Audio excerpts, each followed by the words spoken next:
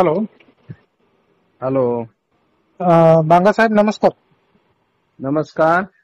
बांगर साहेब, आज मंगळवार 17 सप्टेंबर 2024 चा हवामान अंदाज कसा राहिलो आज आणि पुढच्या आठवड्यातला?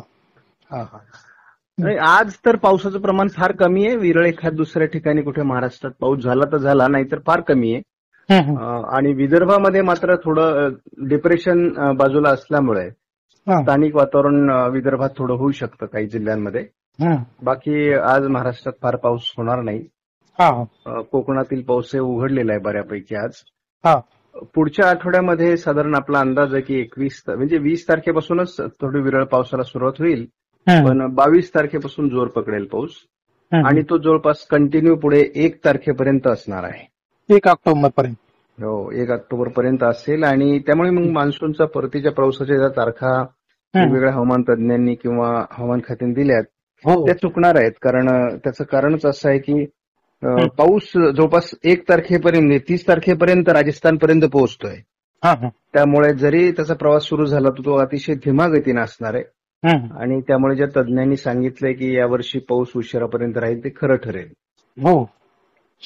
दुसरं असं आहे की सध्या सोयाबीन काढणीचा पिरियड आहे, उडीद काढणीचा पिरियड आहे आणि त्याच काळातला हा पाऊस आहे. त्यामुळे शेतकऱ्यांचं मोठं नुकसानीची संभावना आहे. शेतकऱ्यांना जसा मोका मिळेल, कारण हा पाऊस काही दिवसभर नसतो, हा दुपारनंतर सुरू होतो, सकाळी उघडीप असते. ज्या ज्या विभागात पावसाचं प्रमाण कमी असेल त्या ठिकाणी शेतकऱ्यांनी आपली पिकं वाचवली पाहिजे.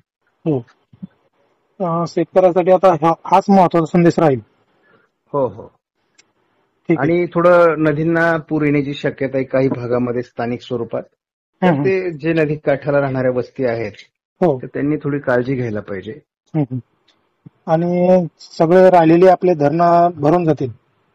आता धरणं 100% पाणीसाठा महाराष्ट्रात झालेला आहे. फक्त गाव पातळीवरची जे पाझर तलाव आणि काही ठराविक 8-10 गावांचा जो टप्पा सुटलेला आहे तो पूर्णपणे सर्वदूर पाऊस असल्यामुळे या काळात तो त्यांची गरज भागून जाईल.